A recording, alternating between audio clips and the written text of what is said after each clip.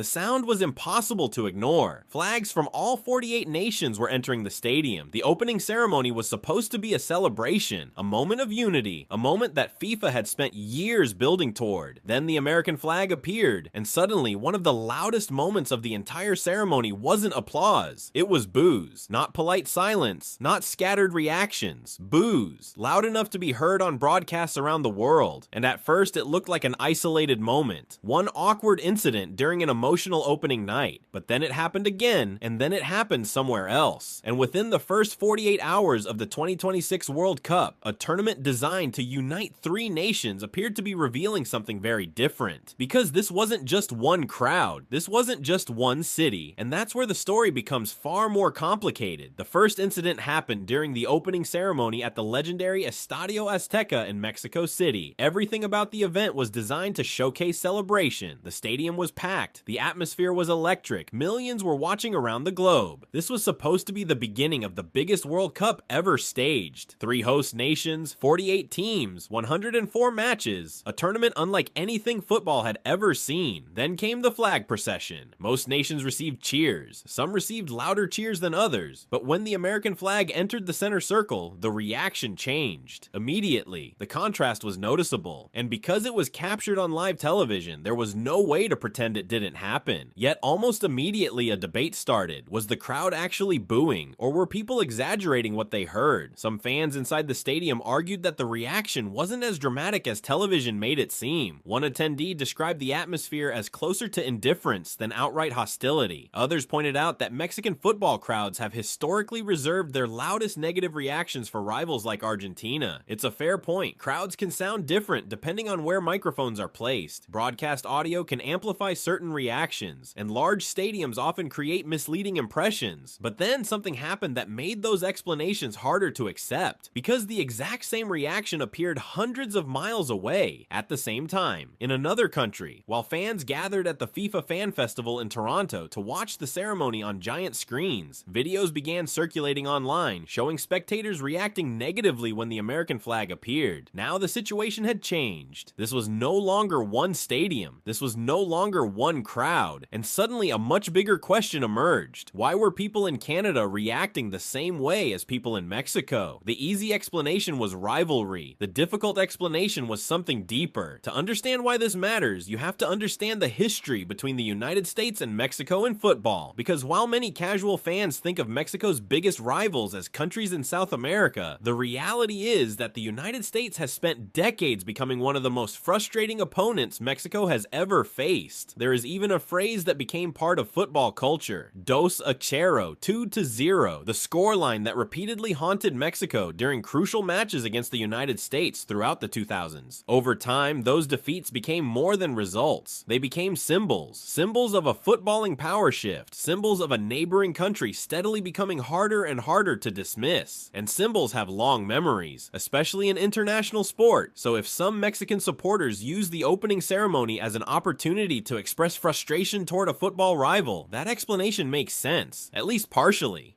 The problem is that it doesn't explain Canada, and Canada is where the story starts getting uncomfortable, because Canada doesn't have the same decades-long football rivalry with the United States. The emotional baggage isn't comparable. The historical wounds aren't comparable. So why did similar reactions appear there? The answer may have less to do with football and more to do with how this World Cup was built.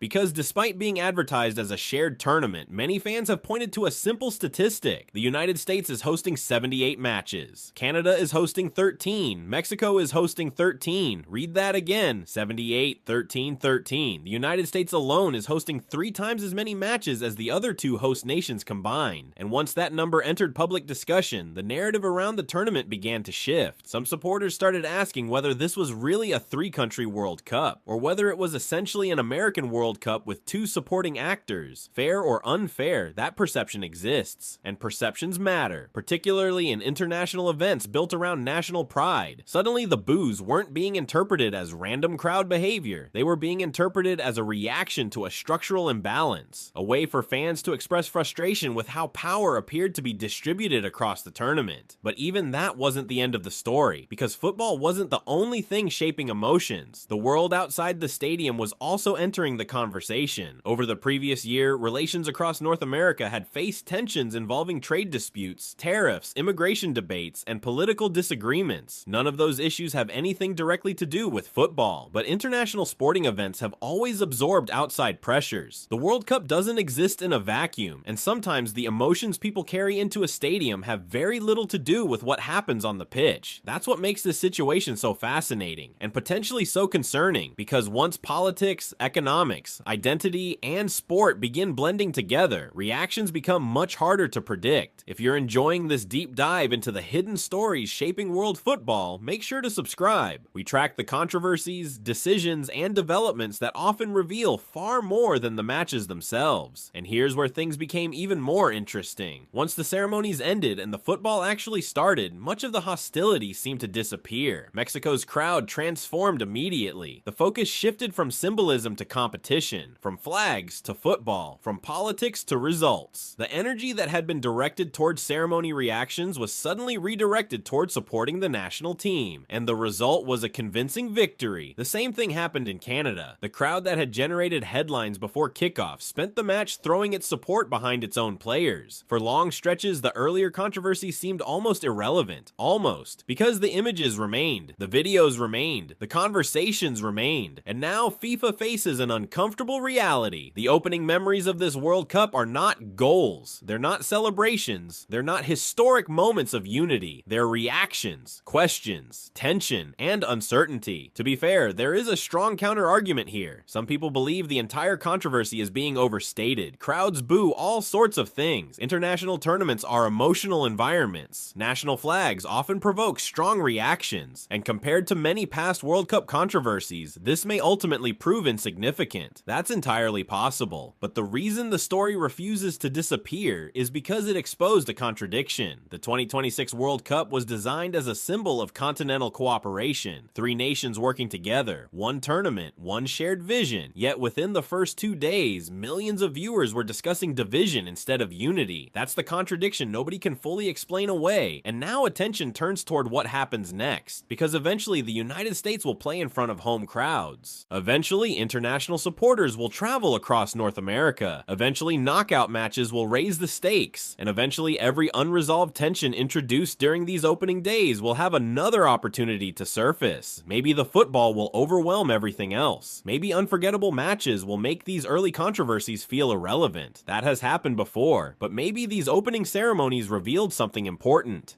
Maybe they exposed frustrations that had been building long before the first ball was kicked. Because the biggest lesson from the first 48 hours of this World Cup isn't about a flag. It isn't even about a crowd. It's about trust. Trust in the tournament. Trust in the structure. Trust in the idea that bringing nations together automatically creates unity. History shows that's not always true. Atmosphere can't be manufactured. Unity can't be scheduled. And the emotional tone of a World Cup can't be decided in a boardroom. It has to be earned. The 2026 World Cup was supposed to begin with a celebration. Instead, it began with a question. And as the tournament moves forward, nobody knows whether that question is about to fade away or become impossible to ignore.